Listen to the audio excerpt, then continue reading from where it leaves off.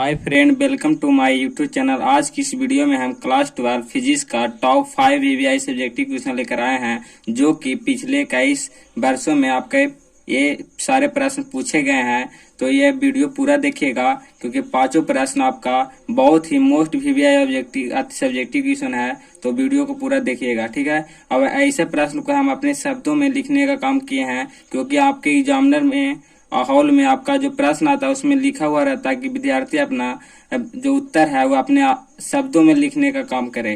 तो इसलिए अपने शब्दों में लिखे हैं। तो वीडियो पूरा देखिएगा, वैसा लिखने पर आपको फुल में फुल मार्क्स देगा। तो सबसे पहले मैं स्टार्ट करते हैं। सबसे पहला जो है वह है माध्यम के आवर्तनांक से आप क्या समझते हैं।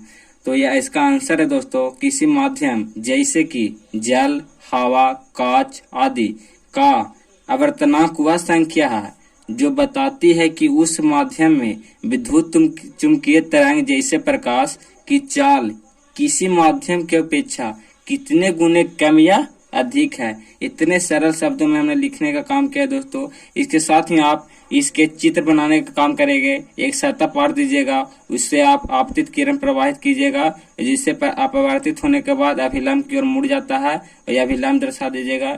इससे चित्र के माध्यम से आपको फुल में फुल मार्क्स देगा। यह प्रश्न अधिकांश 2 नंबर में पूछा जाता है दोस्तों। इतना बना देने के बाद आपको एग्जामिनर 2 में 2 मार्क्स दे देगा, ठीक है। तो अगला प्रश्न देखते हैं। अगला प्रश्न है दूसरा, प्रकाश के व्यक्तीकरण से आप क्या समझते हैं। तो इसका उत्तर है, 2 कला संबंध स्रोत से निकलने वाले प्रकाश तरंग के अध्यारोपण के कारण प्रकाश ऊर्जा का पुनः वितरण करने की घटना को प्रकाश का व्यतिकरण कहते हैं, ठीक है दोस्तों। या इसका दूसरा भी मैंने उत्तर है जो बहुत ही सरल शब्दों में है, वो देखिए, जब समान आवृत्ति के 2 प्रकाश, ठीक है दोस्तों, जब समान आवृत्ति के 2 प्रकाश तरंगे किसी माध्यम में एक ही दिशा में गमन करती है, ठीक है, तो उनके अध्यारोपण के फलस्वरूप प्रकाश की तीव्रता में परिवर्तन हो जाता है। तो इस घटना को प्रकाश का व्यतिकरण कहते हैं दोस्तों। इसके बारे में अगर आपको देता कि प्रकाश के व्यतिकरण कितनी घटना होती है, तो प्रकाश के व्यतिकरण के 2 घटना होता है, सममांगी होता है और विषमांगी होता है। वो भी चाहें तो आप लिख सकते हैं, ठीक है। इसका चित्र भी बना सकते हैं, समान आवृत्ति के बना सकते हैं, और जो प्रकाश का जो चाल है तरंग का वो एक ही दिशा में करवा दीजिए, और उसको अध्यारोपण करके आप दर्शा सकते हैं। इसे आपको फुल मार्क्स दे देगा। अब अगला प्रश्न देखते हैं। अगला प्रश्न है हमारा तीसरा नंबर का प्रश्न है कि तरंगाग्र की परिभाषा लिखिए। यह 2022 में आपका पूछा हुआ है दोस्तों।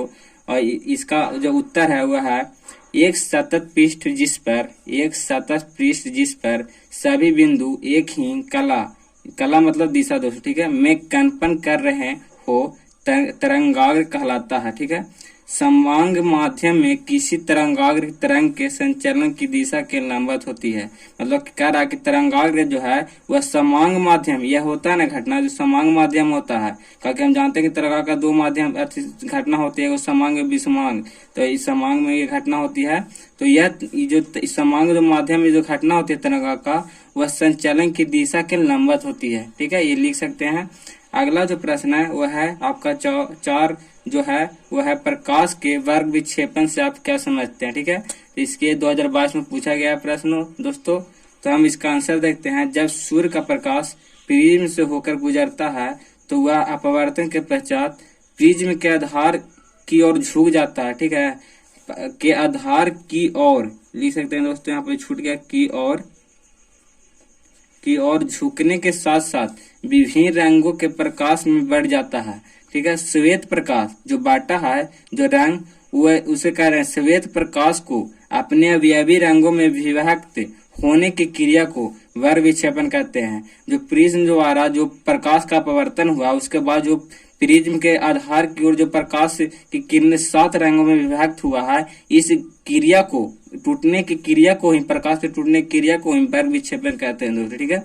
अगला जो हमारा प्रश्न है वह 5 नंबर है, जो है प्रकाश के विवर्तन से आप क्या समझते हैं। ठीक है, इसका जो आंसर है वह है जब प्रकाश किसी छोटे छिद्र से होकर, जब प्रकाश है वह छोटे से छिद्र से होकर गुजरता है या उसके मार्ग में कोई महीन वस्तु मतलब कि अवरोध है, जैसे कि बाल हो गया, तार हो गया इत्यादि आ जाती है, तो प्रकाश किनारे पर मुड़ जाती है। जो प्रकाश है वह बाल या तार के किनारे से मुड़ जाती है। ठीक है, तो तीक्ष्ण मतलब एकदम तन्निक, जो कहते हैं तन्निक धार वाले किनारों पर प्रकाश को इस प्रकार के मुड़ने की घटना को प्रकाश का विवर्तन कहते हैं।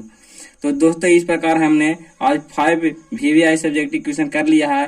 तो आशा करता हूं दोस्तों आपको जो मैंने बताया है अपने शब्दों में ये प्रश्न का उत्तर मैंने लिखने का काम किया है। तो मिलते हैं दोस्तों अगले वीडियो में, तब तक जय हिंद,